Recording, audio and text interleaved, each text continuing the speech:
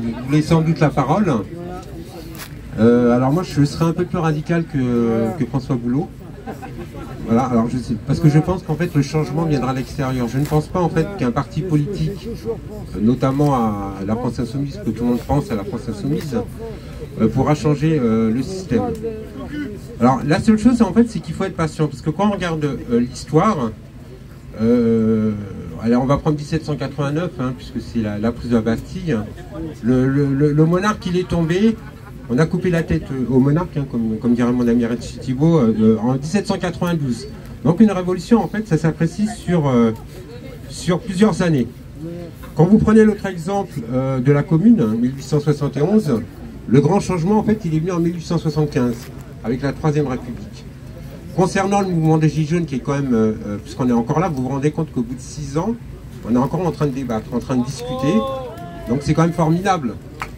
Et il y a... Voilà, il n'y a pas que nous sur des ronds-points, il continue à discuter. Il y a un film là qui est en train de se tourner sur le mouvement des Gilets jaunes. Il y a des livres toujours qui sont en train d'être écrits. Vous avez beaucoup de chercheurs en sciences politiques qui nous contactent pour avoir des infos. Donc pour vous dire en fait que soyez fiers de vous, vous avez participé à un mouvement historique qui n'est pas terminé. Qui n'est pas terminé parce que là où je suis d'accord avec François, c'est que nous sommes en fin de cycle.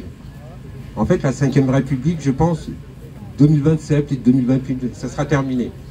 Le seul problème, c'est que combien même on pourrait compter... alors, je suis désolé de parler encore de la France Insoumise, parce qu'en fait, leur projet, c'est la 6e République depuis longtemps, plus ou moins. De toute façon, le Sénat est à droite. Donc, ça sera aussi compliqué avec un Sénat à droite. C'est pour ça que je pense, en fait, que la révolution, en tout cas, persévérer dans vos affres révolutionnaires, ne peut venir en fait que de l'extérieur. Alors on ne sait pas quand elle pourra s'achever, parce qu'il suffira d'une étincelle, comme il y a eu pour le mouvement des Gilets jaunes. Donc on ne peut pas en fait planifier, on peut pas faire des projets, mais ce qu'il faut continuer de faire, et là je suis aussi d'accord avec Richie, avec François, il faut continuer ce type d'événements, il faut continuer les assemblées, il faut continuer à écrire la Constitution, hein, voilà, à être constituant. Et vous verrez que à terme, on y arrivera. Alors, le deuxième point que je voulais vous parler, c'est la répression. Alors, en fait, le mouvement des Gilets jaunes, je crois, a innové dans les méthodes de lutte, hein, notamment en termes de manifs sauvages, en termes un petit peu d'assemblée, même si ça existait avec les mouvements anarchistes, etc., antérieurement par le passé. Et on a vu qu'en fait, qu'il a innové, puisque, rappelez-vous, au moment la mobilisation contre la réforme des retraites, il y a notamment le syndicat Sud qui est quand même aussi à la pointe, qui a fait des mobilisations spontanées dans des locaux de militation nationale, etc. Et donc je crois que l'apport du mouvement des Gilets jaunes, c'est aussi ça, hein, parce que les manifs saucisses merguez, je crois qu'on en a marre, quoi. C'est terminé. Je crois, voilà. Je crois que tout le monde est d'accord. En fait, non mais pour vous prendre un exemple, en fin de compte, pendant la manif contre la réforme des retraites, il y avait des millions de gens dans la rue. Il aurait suffi, au lieu qu'ils aillent à Nation à République, il aurait suffi qu'ils aillent en direction des Champs-Élysées, de l'Élysée. Je peux vous dire, en fait, je pense que la réforme aurait été abandonnée.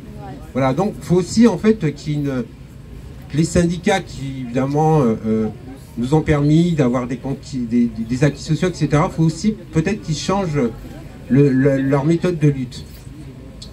Alors concernant la répression, ouais, bah, je suis désolé, mais malheureusement, c'est quand il y a des mouvements de révolte aussi dynamiques que celui-là qui a été Gilets jaunes, malheureusement il y a de la répression, ça on peut le regretter. Il y a des blessés donnés en fait au collectif des mutilés, hein, parce qu'il faut vraiment les aider, puisque c'est des soins quotidiens.